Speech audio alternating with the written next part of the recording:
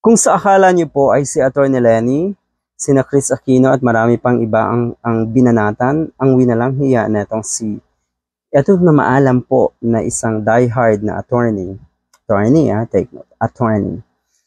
And the way he speaks, ang layo doon sa profesyon na yan. Kasi minsan, di ba, isipin natin, magagaling magsalita supposedly ang mga attorney.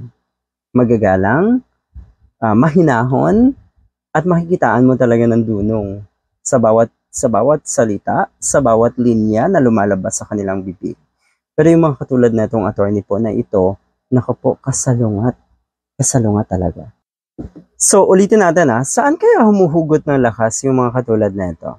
Siguro una dahil yan ay trabaho nila at nagbabaka sakaling nga na kalaunan magkakapwesto rin sa gobyerno. Yan po ang pinaka-bottom line. Kaya ibinibenta ang kaluluwa ng maraming diehard, mga ulahan na rin, 'di ba? Yan po ang pinaka-intensyon ng mga yan. Gagawin ang lahat. Alright. Bakit? Bakit kailangan nilang ibenta ang kanilang kaluluwa? Ito yung mga tao na hindi kayang makipagsabayan sa laban ng buhay.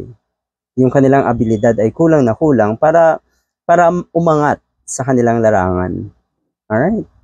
Bakit kulang? Kasi hindi naman pinagyayabong. Okay? Sa halip ay puro inggit ang kanilang kinakalap. Yung sabihin na natin, nagpa-pile up yung kanilang inggit sa dibdib nila. Sa halip na ang dapat i-pile up ay yung kanilang abilidad at kakayahan. Diba yun dapat? So galit na galit din po ito kay Kiko Pangilinan. At marami siyang post tungkol kay Kiko na talagang masasabi na lang natin na ang pinagmumulan nga ay inggit. Dahil kung titignan natin, bakit galit? May nagawa ba sa'yo si Kiko na hindi maganda? Di ba wala? Personally, may ginawa si Kiko sa'yo? Di ba? Eto, guest speaker. Pati yung pagiging guest speaker ni Kiko dahil alam natin, napakarami pong invitation din ni Kiko. Kahit noong mga nakaraang taon pa, bago pa man ang halalan, ganyan na po. Hanggang ngayon, si Kiko at si Atty. Lenny Robredo ang suki na maging guest speaker sa mga commencement exercises. Kaya, inggit talaga yan. Alright. Bakit daw guest speaker lagi? Huwag po kayong magalit, pero naiintindihan ko bakit madami gusto maging commencement speaker si Kiko. Let me tell you why. Ito, siguradong wala daw conflict sa schedule kasi walang trabaho ang lolo mo ngayon. Yan. Okay.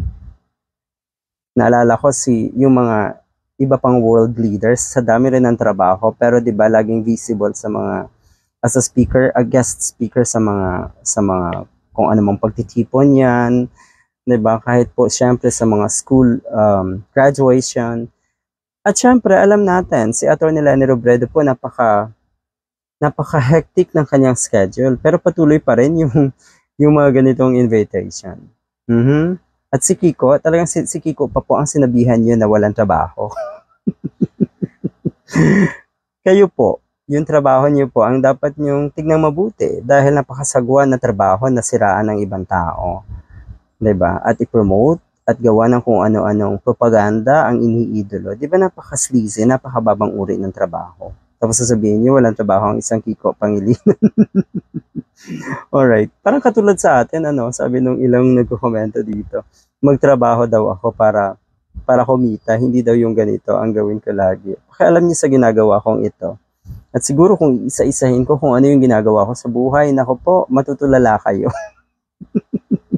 Ang dami kong pinagkakaabalahan, pero I still have time to do this dahil alam natin na dapat ang mga kababayan natin, tayong mga Filipino, dapat na andyan at ginagamit nga ang boses natin para mga lampag ng mga sistema ng gobyerno na hindi sang-ayon sa atin, hindi para sa welfare ng mga kababayan natin ang prioridad. Alright, ito pa. Ang eyebags ni Kiko ang mangyayari pag mag-aaral talaga ang isang estudyante at di matutulog. So you see, nagiging below the belt. Nagiging personal yung kanyang atake. Ibig talagang sabihin, trabaho nila to, napakababang uri ng trabaho. Inspirational siya sa mga di kagwapuhan kasi may pag-asa pala kahit si Gabi ang karibal mo. You see, nagiging personal ang kanilang atake. Talagang kawawa ang mga katulad nito si Atty. Rivera. Ulitin ko, RIP muna. At eto pa, anong sabi? Sigurado daw siya nakapartido siya ng presidente ng university. Yun yung masaklap. Kung lahat ng university ay nasa kampo ni Kiko at ni Atty. Leni Robredo, so ibig sabihin, wala talagang panama yung inyong manok. Walang umiidolo na mga may utak, sabihin na natin. Marami pa po napakahaba nung kanyang mga patama, yung kanyang below the belt na banat kay Kiko Pangilinan. Marami pa po yan, hindi lang po ito. Commencement speaker means talumpati ng pagtatapos. Pwede ding magsalita ng katapusan. Ano daw? Okay, so yung kanilang ganitong trabaho, you see, napakahaba ng kanyang ginawang analysis ko, no, kung bakit si Kiko ang madalas na invited sa or bilang guest speaker. Ibig sabihin talaga may time kayo because this is your job. Ulitin ko, napakababang uri ng trabaho. Sleazy job.